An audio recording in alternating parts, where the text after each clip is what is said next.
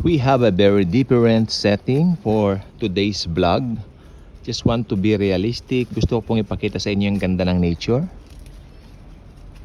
That's it. For me, maganda po ang nature because it reveals the majesty and the glory of Jesus.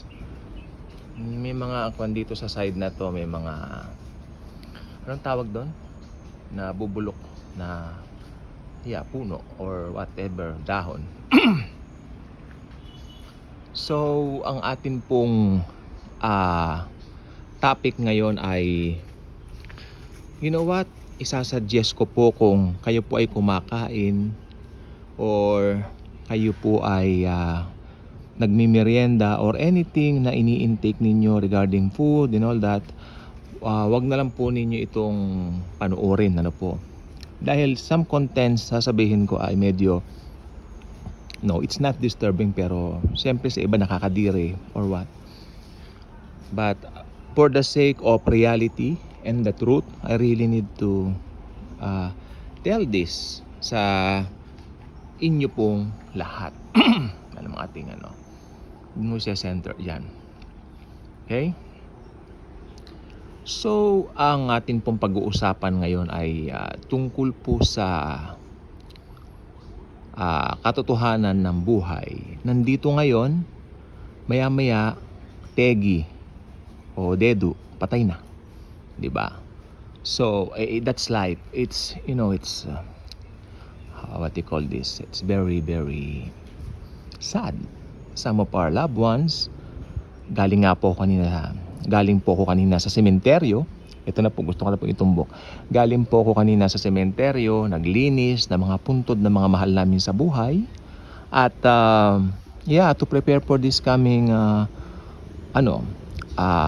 All Saints Day, sabi nila, di ba? Pero sa atin, pagdalaw yun sa mga minamahal nating kinuha na ng Panginoong Yesus. Okay, ano po ang napansin ko po kanina sa mga lapida? Halimbawa, yung pangalan nung namatay, di ba? Pagkatapos, masarap ng hangin. Thank you, Jesus. Talaga naman si Jesus, pinapahangin niya. Thank you, Jesus. Okay. Saan na ba tayo? Yun. Sa lapida, nandun yung name ng taong deceased nung namatay. Siyempre nga naman. Tapos, meron doong araw ng kapanganakan niya at araw nung kanyang pagpanaw. Ganito po yan. Halimbawa, pinanganak yung taong yon 1992. Yun po yung nakita po namin kanya. 1992, then he passed 2022. So, ano yun? He lives 30 years, no? Dito sa mundong ibabaw. Makinig pong mabuti, importante po to. 1992, tapos may das. 2022. Yung das, yun yung naging buhay mo dito sa lupa. Yun. Ganun lang kaigsi. That's life. I mean, that's so sad. I don't know if this person is saved or not. Ang alam ko lang po, nakita ko lang po kanina while cleaning, kasi malapit po yung puntod nun sa nililinisan namin. Yung das o yung pagitan o yung guhit na ganyan, napakahalaga po nun. Doon po ba sa guhit na yan, dumating po yung pagkakataong na-meet mo ang Savior at ang God of Gods na si Jesus. I mean, may mga narinig ka bang pangangaral tungkol sa Kanya? May mga narinig ka bang mga ebanghelisador ni Jesus na nag-share sa'yo ng good news? Ano ba naging tugon mo? Tinanggap mo ba ito or tinanggihan mo? It's up to you dun sa kasagutan. Pero ito lang pong sasabihin ko, pag yung araw ng kamatayan mo ay dumating na at hindi mo tinanggap ang God of Gods na si Jesus sa buhay mo, that will be too late for you. Nada, wala nang pag-asa. Okay?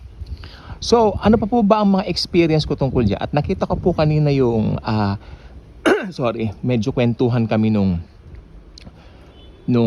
inarkila namin dati na grupo para ilipat yung mga kalansay, bungo ng aming lolo mula doon sa previous na pinaglibingan tungo po dito. Sumama po ako noon. Medyo bata pa ako noon. Ang natatandaan ko po, Kaya sabi ko po kanina, kung kumakain kayo, medyo skip nyo to. Pero kung matibay naman po ang sikmura ninyo, pakinggan na po ninyo.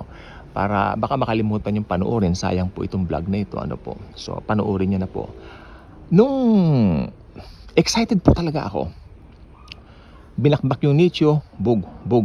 Ang tagal. Matagal pong bakbakin ng nicho. Hindi po siya ganun ka-easy to do, no? 3 tao na po yung nagbabakbak doon, bag. Then sa wakas nakalas na yung lapida. Upon, sa pagkalas ng lapida, akala ko buo yung ataol. Hindi na po pala buo yung ataol. Tapos hinanda na nila yung mga sako.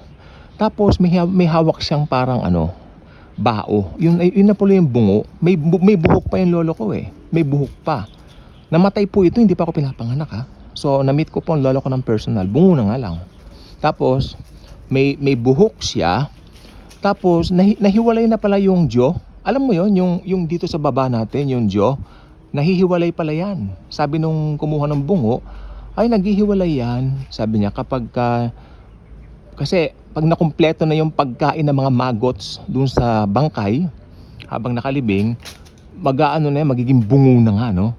At pag tinanggal mo na ngayon yung upper part, yung skull, mahihiwalay yung jaw part. So ganun po nangyari sa lolo ko. Pero may ngipin pa.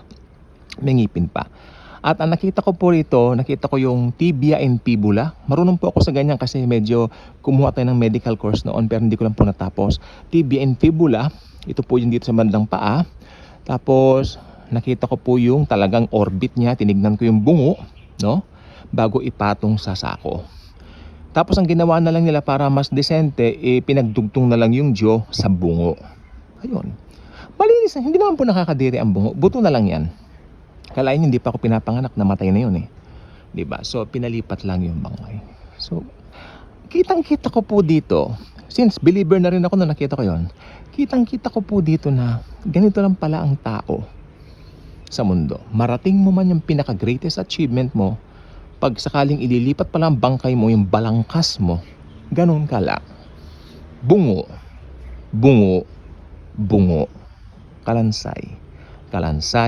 Kalansay. Pero ito pong gusto kong sabihin, merong isang bahagi ng tao magpapatuloy. Ito ay ang espiritu. Ito ang kailangan ma-born again. Ito ang maaring makakilala sa Panginoong Hesukristo. Kaya iiwan ko na po sa iyo ang tanong, tinanggap mo na ba si Jesus sa buhay mo? Kaya kung hindi ka pa nakasubscribe sa channel na ito, I invite you to do so. Click the notification bell, pakishare po itong video ito at naniniwala po akong dami pong magbe-benefit ng mga kaluluwa dahil narinig nila ang katotohanan ng bungo at kalansay ng tao. Ganun lang. As in, ganun lang talaga. Pero yung espiritu, yan ang magpapatuloy.